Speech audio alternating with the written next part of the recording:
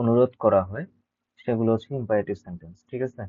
কেউ তোমাকে বললো ওপেন দ্য ডোর, দরজাটা খুলো, এটা হইতে পারে আদেশ, হইতে পারে অনুরোধও হইতে পারে। ঠিক আছে?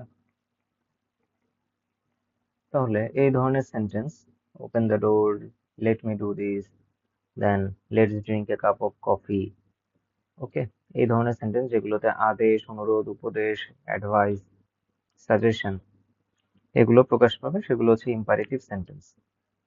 ইম্পারেটিভ সেন্টেন্স অনেক ভাবে হইতে পারে, তার মধ্যে একটা হইতে পারে হচ্ছে এটা লেট দিয়ে শুরু হইতে পারে। ওকে, লেট দিয়ে শুরু হইতে পারে, আর বাকিগুলো হচ্ছে লেট ছাড়াও ইম্পারেটিভ হইতে পারে। যেমন লেটস গো টু কক্সবাজার, চলো কক্সবাজার যাই। তাহলে লেটস বা লেট এই দিয়ে, এই এতটুকু অংশ দিয়ে হচ্ছে ইম্পারেটিভ শুরু হইতে পারে, অথবা লেট ছাড়াও ইম্পারেটিভ হইতে পারে। যেমন do not go to the sun, অর্থাৎ রোদে বাইরে যেও না, do not go to the sun. তাহলে এই ডু নট অর্থাৎ ভার্ব দিয়েও কিন্তু ইম্পারেটিভ হইতে পারে। তাহলে আমরা ইম্পারেটিভের দুই ধরনের যে প্রকাশ মাধ্যম আছে, এক্সপ্রেশন আছে, এক্সপ্রেশনটা আমরা জানলাম। ইম্পারেটিভ খুবই সহজ, আমরা দৈনন্দিন জীবনে ইম্পারেটিভ সেন্টেন্স অনেক ইউজ করি। যেমন মনে করো, please give me a glass of water. এখানেও কি প্লিজ মানে রিকোয়েস্ট বোঝানো হয়েছে, এবং রিকোয়েস্ট, অ্যাডভাইস, সাজেশন যেই সেন্টেন্স দিয়ে প্রকাশ করা হয় সেগুলো হচ্ছে ইম্পারেটিভ সেন্টেন্স। আশা করি সবাই বুঝতে পারছো। আমাদের নেক্সট টপিক হবে অপটেটিভ সেন্টেন্স। ওকে, অপটেটিভ কথাটা আসলে হচ্ছে অপটিমিস্টিক থেকে বা অপটিমিজম থেকে। অপটিমিজম মানে হচ্ছে আশাবাদ। ওকে, তার মানে অপটেটিভ সেন্টেন্স হচ্ছে এমন ধরনের সেন্টেন্স যেগুলো দিয়ে আশা, ইচ্ছা, আকাঙ্ক্ষা প্রকাশ পাবে, প্রার্থনা প্রকাশ পাবে। ঠিক আছে? যেহেতু অপটিমিজম থেকে শব্দটা আসছে, অপটেটিভ, এজন্য আশাবাদ বা প্রার্থনা, ঠিক আছে, আকাঙ্ক্ষা, এই জিনিসগুলো হচ্ছে অপটেটিভ সেন্টেন্সের মাধ্যমে প্রকাশ পাবে। অপটেটিভ সেন্টেন্স এটাও আবার বিভিন্ন ভাবে হইতে পারে, তবে একটা কমন ক্রাইটেরিয়া বা সিনারিও হচ্ছে মে দিয়ে সেন্টেন্সটা শুরু হয়। যেমন মে আল্লাহ হেল্প ইউ, আল্লাহ তোমাকে সাহায্য করুক। ঠিক আছে? তারপর এটা কি, মে আল্লাহ হেল্প ইউ, আল্লাহ তোমার সাহায্য করুক, এটা কি দোয়া। হ্যাঁ, দোয়া মানে উইশ, ইচ্ছা, আকাঙ্ক্ষা। এই উইশ বা প্রেয়ার, এই এইগুলা যে সেন্টেন্সের মাধ্যমে প্রকাশ পাবে সেগুলো হচ্ছে অপটেটিভ সেন্টেন্স। আবার এরকম হইতে পারে যে লং লিভ দ্য কিং, অর্থাৎ রাজা দীর্ঘজীবী হোক, রাজা অনেক বছর বেঁচে থাকুক। তাহলে এটাও কি এক ধরনের উইশ, ইচ্ছা, কামনা। তাহলে এটাও অপটেটিভ সেন্টেন্স। এটা কিন্তু মে দিয়ে শুরু হয় নাই, বাট স্টিল এটা হচ্ছে অপটেটিভ সেন্টেন্স। ওকে, অপটেটিভ সেন্টেন্স নিয়ে খুব বেশি কথাবার্তা আমরা বলি না, জানি না গ্রামাটিক্যালে এই অপটেটিভ সেন্টেন্সের খুব বেশি একটা কাজ নাই। হুম, কারণ আমরা হয়তো প্রে কম করি, উইশ কম করি। এজন্য হয়তো অপটেটিভ সেন্টেন্সের ব্যবহার বাকিগুলোর চেয়ে কিছুটা কম। তারপরে আসো এক্সক্লেমেটরি সেন্টেন্স। এক্সক্লেমেশন শব্দ থেকে আসছে, এক্সক্লেমেটরি সেন্টেন্স। এক্সক্লেমেশন মানে অবাক হওয়া, বিস্মিত হওয়া। এক্সক্লেমেটরি হচ্ছে বিস্ময়সূচক বাক্য, বিস্ময়সূচক বাক্য।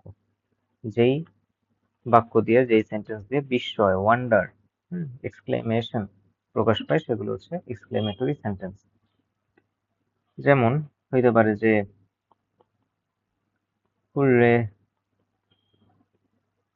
Today is our holiday.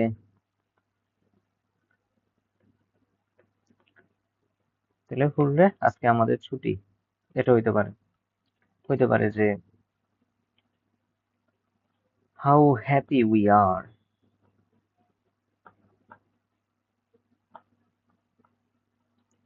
আমরা কত সুখী। ঠিক আছে, শেষে একটা এক্সক্লেমেশন মার্ক দিতে হবে। এখানে হুররে পরে একটা এক্সক্লেমেশন মার্ক আছে। ঠিক আছে, সব সময় মনে রাখবা যে এক্সক্লেমেটরি সেন্টেন্স লিখলে তার শেষে এক্সক্লেমেশন মার্কটা দিতে হবে। তারপরে আরেকটা খুব কমন সেন্টেন্স আছে, সেটা হচ্ছে alas. Alas, I am undone. Alas I am undone মানে হচ্ছে আমার সর্বনাশ হয়েছে। হায় হায়, আমার সর্বনাশ হয়েছে। অ্যালাস মানে হচ্ছে হায় হায়। ঠিক আছে, অনেক সময় আমরা হায় হায় করি না, যে যখন খুব বড় ধরনের বিপদ হয়, কোনো বড় ধরনের অনাকাঙ্ক্ষিত ঘটনা ঘটে আমাদের আশেপাশে, তখন আমরা কি বলি? হায় হায়, কি হইলো আমার সাথে? হায় হায়, পরীক্ষায় ফেল করলাম। তো এই হায় হায় শব্দটা প্রকাশ করে হচ্ছে অ্যালাস দিয়ে। তাহলে অ্যালাস, তারপরে একটা এক্সক্লেমেশন মার্ক, এবং তারপরে হচ্ছে আমাদের বাকি সেন্টেন্স যা আছে তা। তাহলে এক্সক্লেমেটরি সেন্টেন্সে অবশ্যই এক্সক্লেমেশন মার্ক দিতে হবে। যেমন ইন্টারোগেটিভ সেন্টেন্সে আমরা অবশ্যই ইন্টারোগেশন মার্ক আমরা দিব, তেমনি এক্সক্লেমেটরি সেন্টেন্সেও অবশ্যই এক্সক্লেমেশন মার্ক দিতে হবে। ওকে, তাহলে এক্সক্লেমেটরি সেন্টেন্স সম্পর্কে আমাদের কথা বলা শেষ। ইম্পারেটিভ, অপটেটিভ এবং এক্সক্লেমেটরি সেন্টেন্স, তিন ধরনের সেন্টেন্স নিয়ে আমরা কথা বলে ফেলছি অলরেডি। এখন নেগেটিভ শব্দ নিয়ে বা নেগেটিভ সেন্টেন্স নিয়ে আমরা কিছু কথা বলি। ঠিক আছে, নেগেটিভ কিন্তু সব ধরনের সেন্টেন্সই নেগেটিভ হইতে পারে। অ্যাসারেটিভ, ইন্টারোগেটিভ, ইম্পারেটিভ, অপটেটিভ এবং এক্সক্লেমেটরি সব ধরনের সেন্টেন্সই নেগেটিভ হইতে পারে। বাট অ্যাসারেটিভ সেন্টেন্সে নেগেটিভ করাটা হচ্ছে আমাদের পরীক্ষাতে বেশি গুরুত্বপূর্ণ। ঠিক আছে, অ্যাসারেটিভ সেন্টেন্স সেটা অ্যাফার্মেটিভে থাকবে, বলতে পারে যে নেগেটিভে না।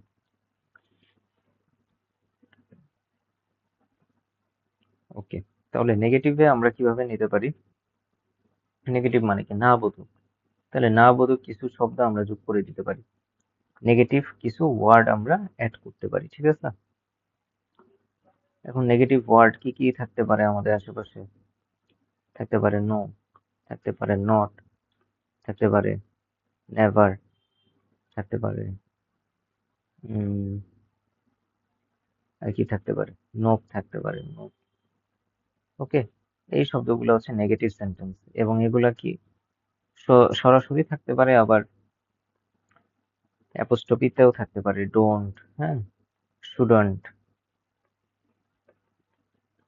তারপর ক্যান্ট, এরকম ফরম্যাটেও নটটা থাকতে পারে। তারপর মনে করো নো ওয়ান, এটা হচ্ছে একটা নেগেটিভ সেন্টেন্স, এটা শর্ট ফর্ম হচ্ছে নান, এটাও একটা নেগেটিভ সেন্টেন্স। ওকে, এইভাবে হচ্ছে নেগেটিভ ওয়ার্ড গুলো থাকতে পারে, এবং নেগেটিভ ওয়ার্ড যুক্ত সেন্টেন্সটাই হচ্ছে নেগেটিভ সেন্টেন্স হবে। খুবই ইজি, তাই তো? এখন নেগেটিভ ইন্টারোগেটিভ বলতে একটা কথা আছে।